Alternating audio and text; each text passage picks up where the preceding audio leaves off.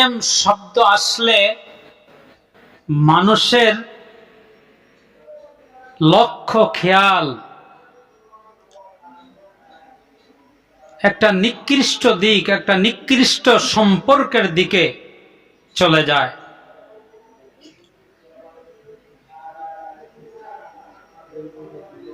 অথচ আল্লাহ সুবহানাহু ওয়া তাআলা মানুষকে ভালোবেসে মোহাব্বত করে সৃষ্টি করেছেন এবং মানুষের সাথে আল্লাহ সুবহানাহু ওয়া তাআলার ভালোবাসা মোহাব্বতের বন্ধন সর্বদা সব সময় রেখে দিয়েছেন। প্রত্যেকটা মুহূর্তে আল্লাহ সুবহানাহু ওয়া তাআলার ভালোবাসা প্রেম বান্দার সাথে প্রতি মুহূর্তেই আছে। কিন্তু আমরা মানুষ দুনিয়ায় এসে দুনিয়ার মোহে পড়ে আমাদের চোখের দৃষ্টিতে আমরা যা কিছু দেখি সব কিছুর ভালোবাসা মোহাব্বতে আমরা ফ্রেমবন্দি হয়ে যাই, আর সব কিছুর ভালোবাসা মোহাব্বতে পড়ে আমরা মূল যাকে ভালোবাসবো, আমরা যাকে মোহাব্বত করব, সেই বিধাতা, সেই সৃষ্টিকর্তা যে আমাকে আপনাকে সৃষ্টি করেছেন তাকে আমরা ভুলে গিয়েছি। দেখেন, দুনিয়ায় আমরা যা কিছু দেখি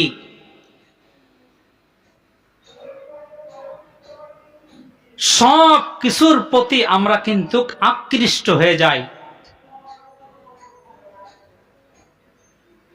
দুনিয়ার প্রত্যেকটি আল্লাহ সুবহানাহু ওয়া তাআলার সৃষ্টির দিকে যখন আমরা তাকাই তখন এই সৃষ্টির প্রেমে আমরা পড়ে যাই। অথচ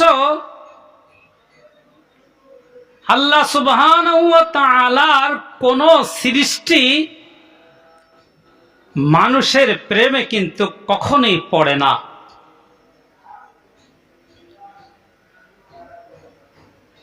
আমি ধন সম্পদের প্রেমে পড়ে যাই, এটাকে পাওয়ার জন্য আমি দিন রাত শ্রম দিই, কিন্তু এই ধন সম্পদ কিন্তু আমাকে ভালোবাসে না, আমাকে চায় না।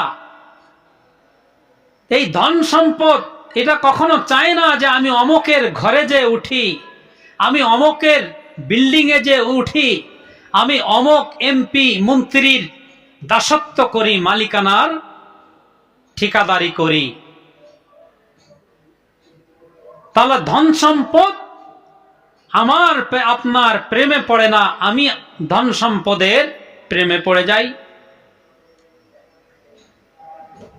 এইভাবে একজন কৃষক সে বিভিন্ন ফল ফলাদি ফসলাদি ফলাইতে থাকে, সে এই ফল ফলাদি ফসলাদি তার প্রেমে পড়ে যায়, কিন্তু এই ফল ফলাদি ফসলাদি জমিন ভূখণ্ড মানুষের প্রেমে পড়ে না।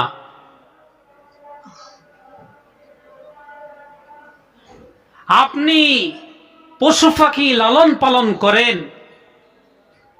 আপনি একটা পশু লালন পালন করে তার প্রেমে পড়ে যান, তার ভালোবাসায় পড়ে যান, কিন্তু ওই পশু আপনার এমন ভালোবাসায় পড়ে না যে আমি শুধু এই মালিককেই চাই, এমন চায় না।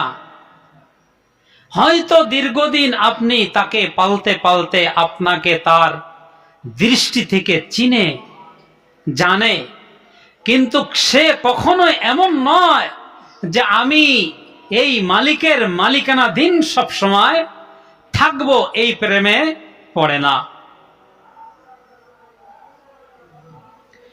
তাহলে দুনিয়ার যত নাজ নিয়ামত আছে, আল্লাহ সুবহানাহু ওয়া তাআলার যত সৃষ্টি আছে, যত সৌন্দর্যতা আছে সব কিছুর ভালোবাসায়, সব কিছুর প্রেমে আমি আপনি আবদ্ধ হয়ে যাই, কিন্তু অপর পক্ষ থেকে সে কিন্তু আমার আপনার প্রেমে আবদ্ধ হয় না। কিন্তু আল্লাহ সুবহানাহু ওয়া তাআলা এমন এক সত্তা, এমন এক সৃষ্টিকর্তা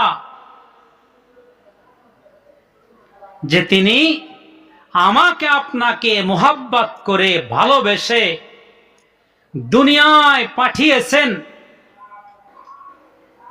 আল্লাহ সুবহানাহু ওয়া তাআলা চায় যে বান্দা আমি আল্লাহ তাআলাকে সর্বদা ভালোবাসুক, আমার প্রেম আবদ্ধ হয়ে থাকুক,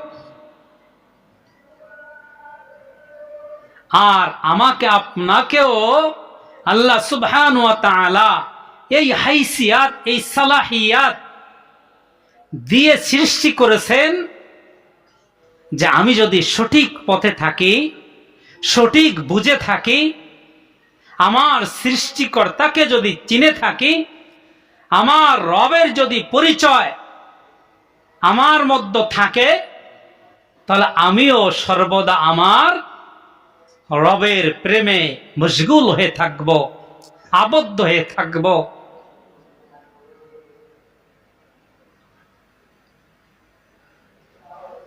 এই ভালোবাসা, এই মোহাব্বত অনেক নবী রাসূল আল্লাহ সুবহানাহু ওয়া তাআলার সাথে এই প্রেমের খেলা খেলে গিয়েছেন। অনেক আল্লাহ ওয়ালা বুজুর্গানে দ্বীন আল্লাহ সুবহানাহু ওয়া তাআলার সাথে এই প্রেমের খেলা খেলেছেন। কিন্তু আমি আপনি আল্লাহ সুবহানাহু ওয়া তাআলার এই ভালোবাসা, এই প্রেমে আবদ্ধ হইতে পারি নাই, যার কারণে আমার আপনার কাছে অন্য রকম লাগতে পারে। যাই হোক, আল্লাহ সুবহানাহু ওয়া তাআলা মানুষকে কতটা ভালোবাসে। وَإِذْ قَالَ رَبُّكَ لِلْمَلَائِكَةِ إِنِّي جَاعِلٌ فِي الْأَرْضِ خَلِيفَةً قَالُوا أَتَجْعَلُ যে আল্লাহ সুবহানাহু ওয়া তাআলা যখন ফেরেশতাদের সামনে এই কথা বললেন যে আমি আমার খলিফা, আমার প্রতিনিধি দুনিয়ায় প্রেরণ করতে চাই, ক্বালু আতাজআলু ফিহা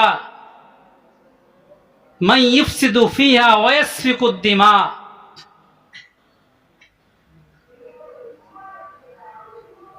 তখন ফেরেশতারা বলল, হে মালিক, আপনি এমন কোন প্রতিনিধি সৃষ্টি করতে চান যারা দুনিয়ায় যায় ইফসিদু, শুধু ঝগড়া ফাসাদ কলহ সৃষ্টি করবে, এরপরে তারা রক্তারক্তি করবে, খুনাখুনি করবে, অথচ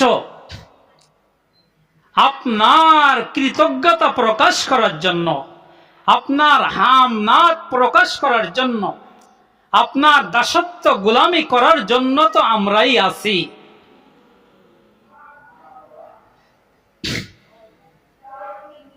দেখেন,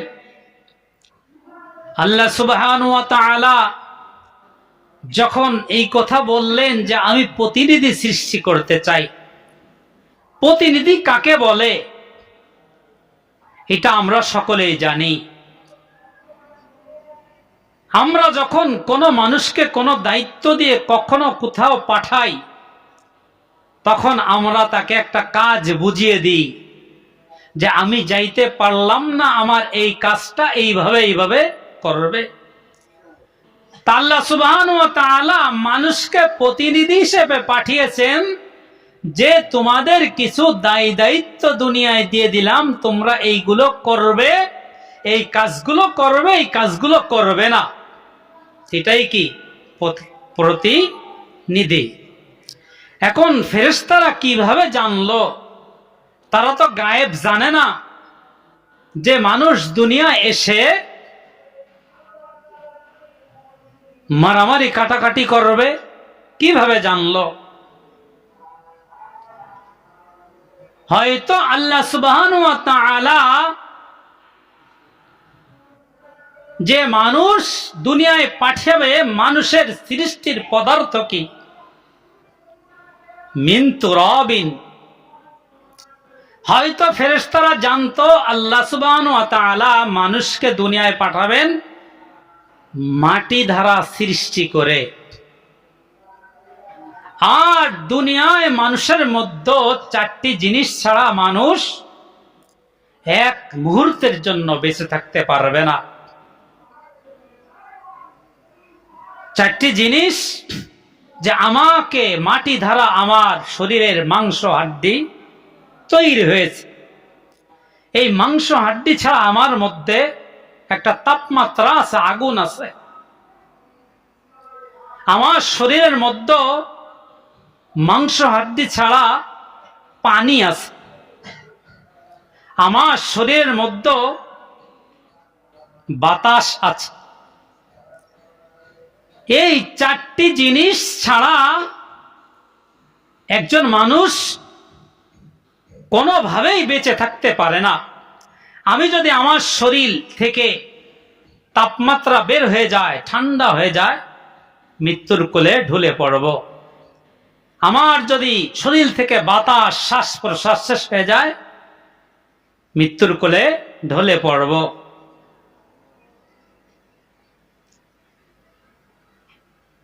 এই কারণে চারটি জিনিস একে অপরের সাথে সাংঘর্ষিক। চারটি জিনিস, এই চারটি পদার্থ একে অপরের সাথে সাংঘর্ষিক।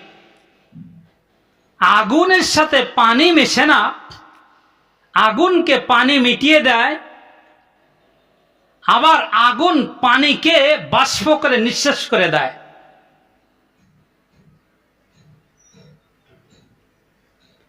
এইভাবে এই চারটি জিনিস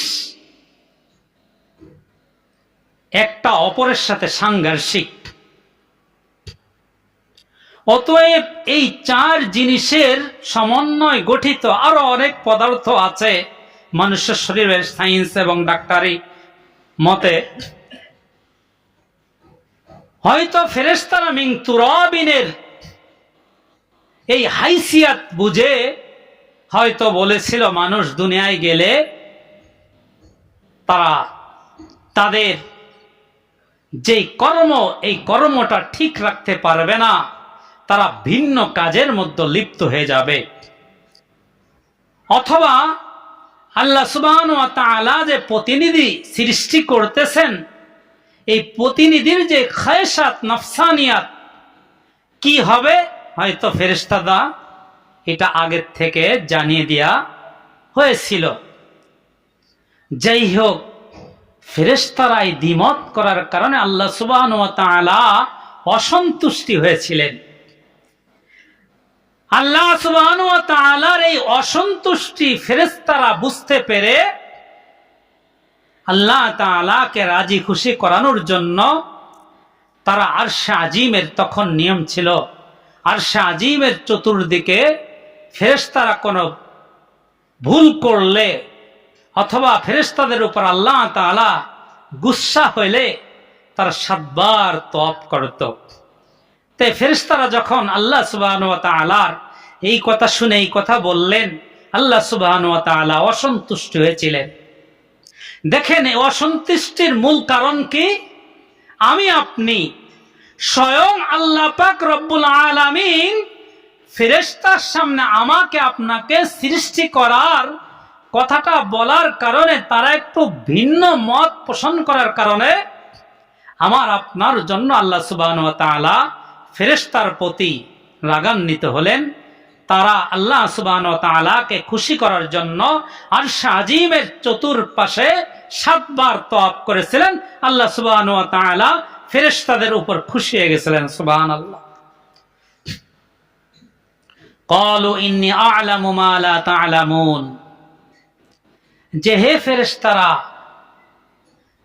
মানুষের সৃষ্টির বিষয় আমি আল্লাহ সুবহানাহু ওয়া তাআলা যা জানি ওই বিষয় তোমরা কি অবগত নয়? তাহলে এখানে আল্লাহ সুবহানাহু ওয়া তাআলা মানুষের প্রতি একটা ভালোবাসার বহিঃপ্রকাশ ঘটেছে। আল্লাহ সুবহানাহু ওয়া তাআলা মানুষ সৃষ্টি করেছেন মোহাব্বত করে।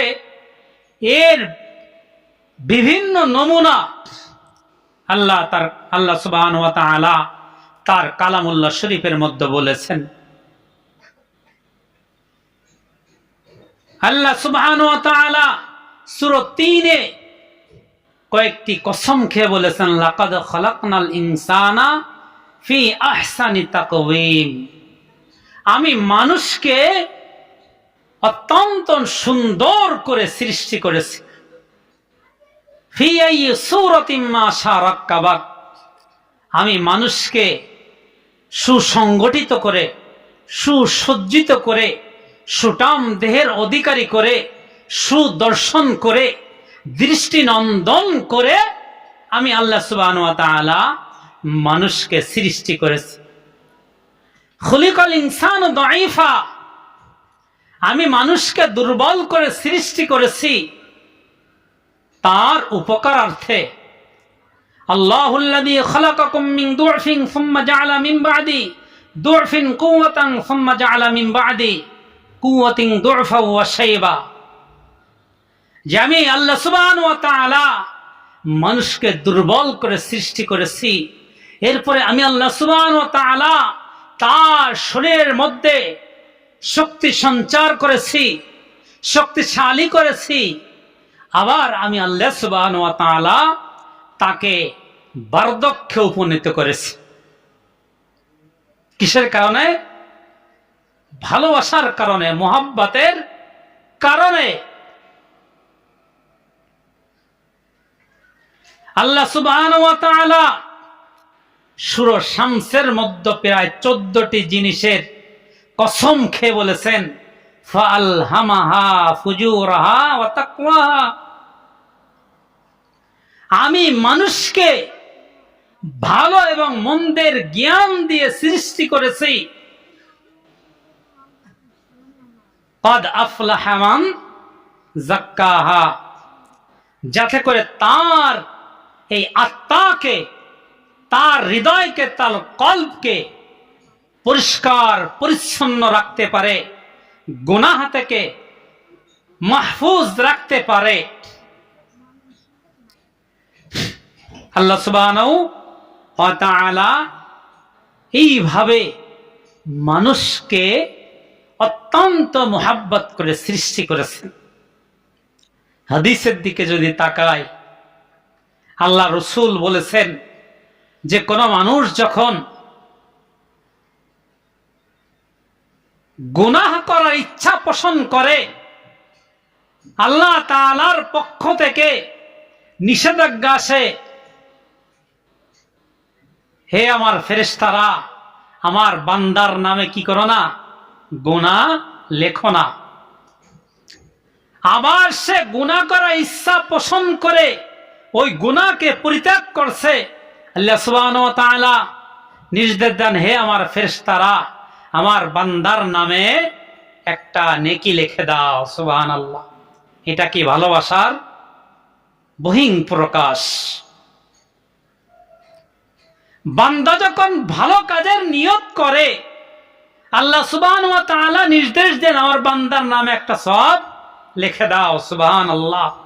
যখন ভালো কাজটা করে তখন ফেরেশতাদেরকে আল্লাহ সুবহানাহু ওয়া তাআলা নির্দেশ দেন যে এই কাজের, ভালো কাজের সওয়াবের পরিমাণে 10 থেকে 700 গুণ পর্যন্ত আমার বান্দার আমলনামায় সওয়াব লিখে দাও। এটা কি?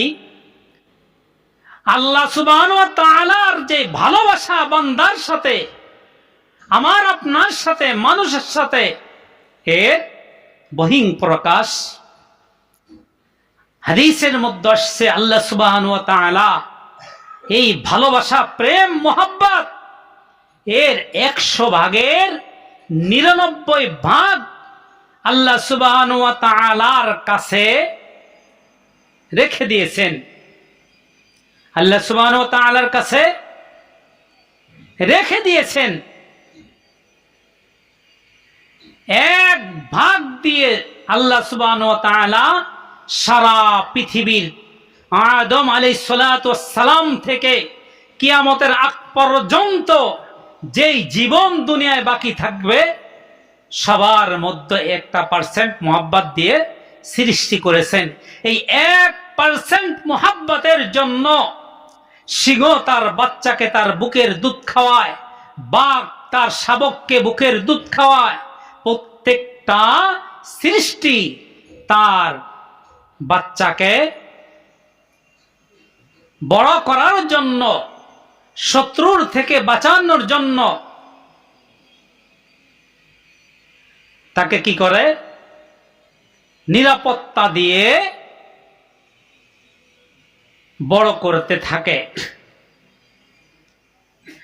আল্লাহ সুবহানাহু ওয়া তাআলা কাল কিয়ামতের ময়দানে বান্দাদেরকে এই জাহান্নাম, এই কিয়ামতের ভয়াবহতা থেকে বাঁচানোর জন্য এই মোহাব্বতকে রেখে দিয়েছে। তাই এটা আল্লাহ সুবহানাহু ওয়া তাআলা বান্দার প্রতি ভালোবাসার নমুনা, বহিঃপ্রকাশ।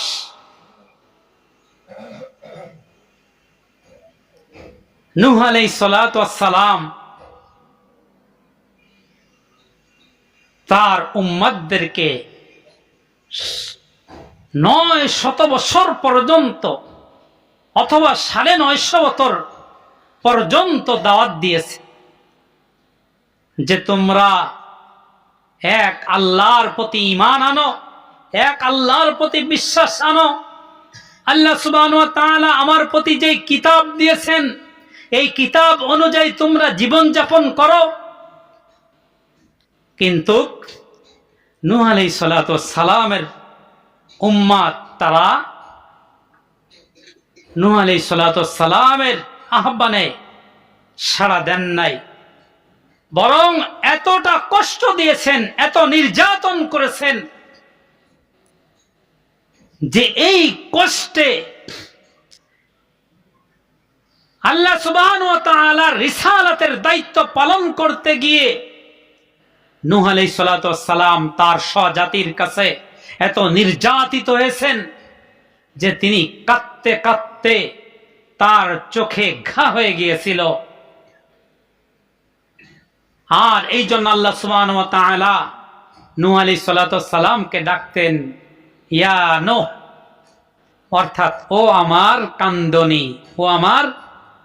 বেশি কাঁদতেন, বেশি ক্রন্দন করতেন স্বজাতির নির্যাতনে। এই কারণে আল্লাহ সুবহানাহু ওয়া তাআলা নূহ এই নামে ডাকতেন। وقال نوح رب لا تذر على الأرض من الكافرين ديارا إنك إن تذرهم يضلوا عبادك ولا يلدوا إلا فاجرا كفارا।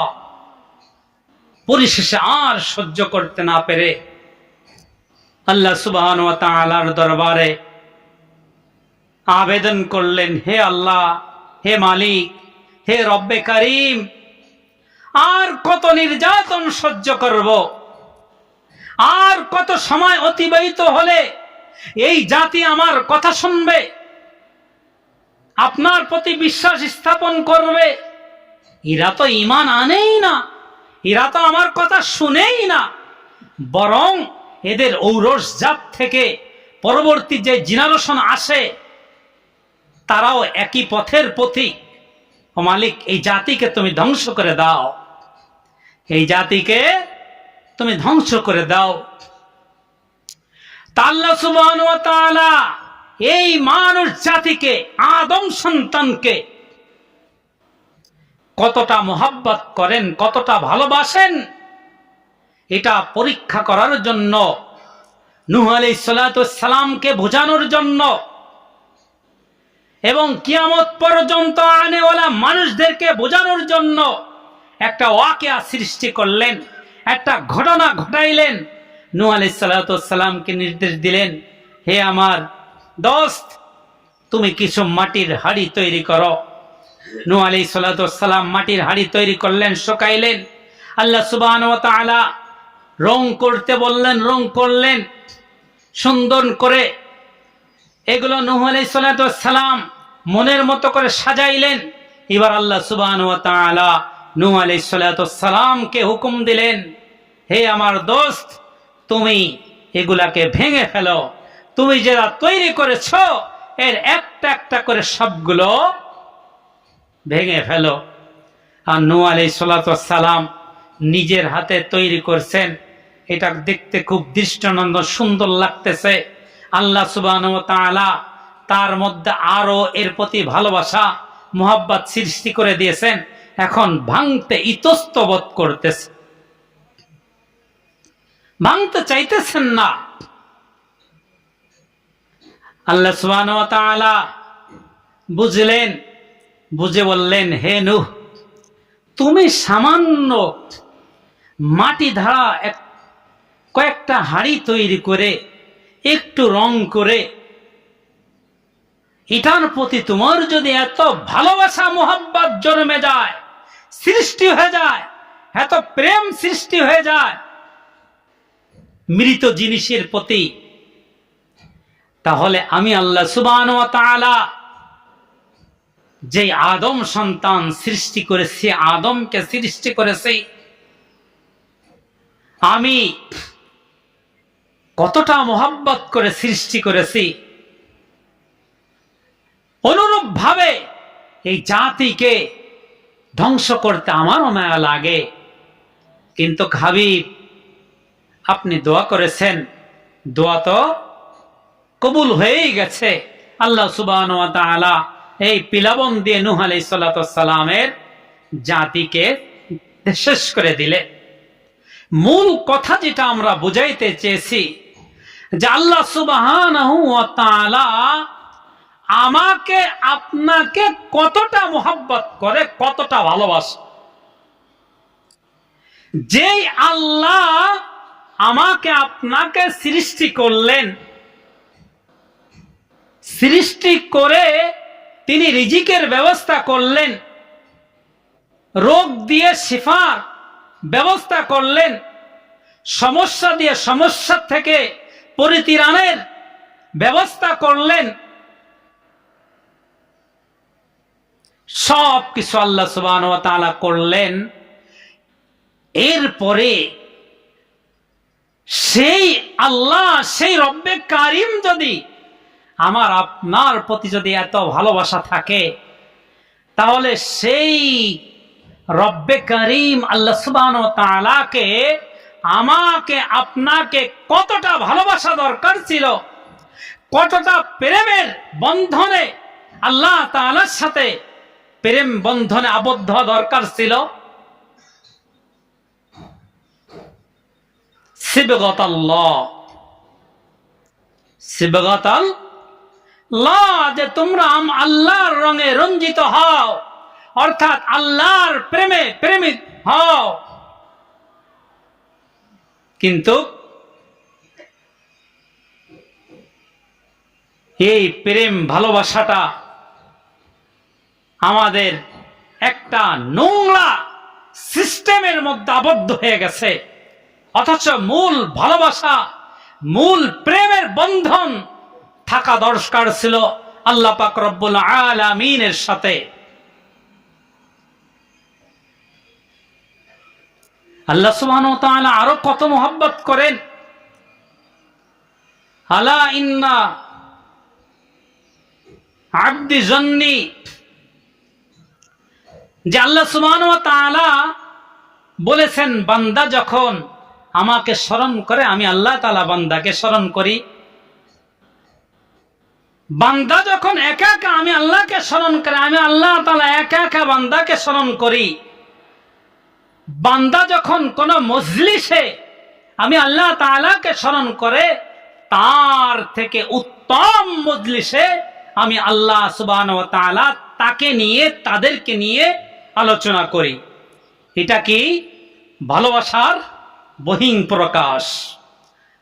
আজ এই জুমার মঞ্চে প্রত্যেকটা মসজিদে কি আলোচনা হচ্ছে? আল্লাহ সুবহানাহু ওয়া তাআলা গুণগান।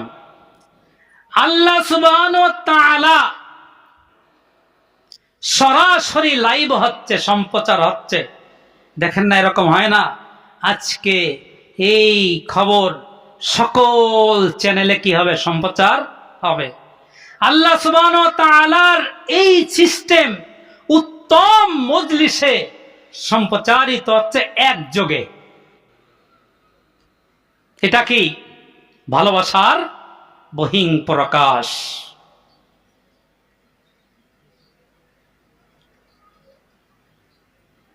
عن عمر بن الخطاب رضي الله تعالى عنه أنه قال قدم على رسول الله صلى الله عليه وسلم بسبع فإذا امرأة من السبع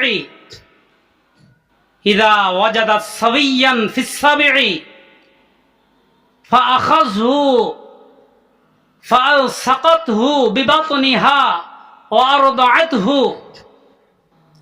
فقال لنا رسول الله صلى الله عليه وسلم أترون هذه المرأة طارحة ولدها في النار। ওমর ইবনুল খাত্তাব রাদিয়াল্লাহু তাআলা আনহু বর্ণনা করেন যে রাসূল করিম সাল্লাল্লাহু আলাইহি ওয়াসাল্লামের সামনে কিছু কয়েদি আনা হলো। এই কয়েদিদের মধ্যে একজন নারী ছিল। ইযা ওয়াজাদাত সাবিয়ান, এই নারী তার কোলের সন্তানকে খোঁজাখুঁজি করলো। ফিসাবি'i ফাখাযহু, তখন তাকে জড়িয়ে ধরলেন। ফালসাকাতহু, বুকে নিলেন। বিবাতনিহা, পেটের সাথে জড়িয়ে ধরলেন। ওয়ারযাআতহু, বুকের দুধ পান করাইলেন। ফাকাল লানা রাসূলুল্লাহ সাল্লাল্লাহু আলাইহি ওয়াসাল্লাম আতারাউনা হাযিল মারআতা তারিহাতাও। এরপরে রাসূল করিম সাল্লাল্লাহু আলাইহি ওয়াসাল্লাম আমাদের দৃষ্টি আকর্ষণ করে বললেন যে, হে আমার সাহাবীরা, ওয়ালাদাহা ফিন্নার, এটা কি সম্ভব যে এই মহিলা তার এই বুকের ধন, বুকের মানিক, কলিজার টুকরা সন্তানকে ফিন্নার, আগুনে নিক্ষেপ করবে?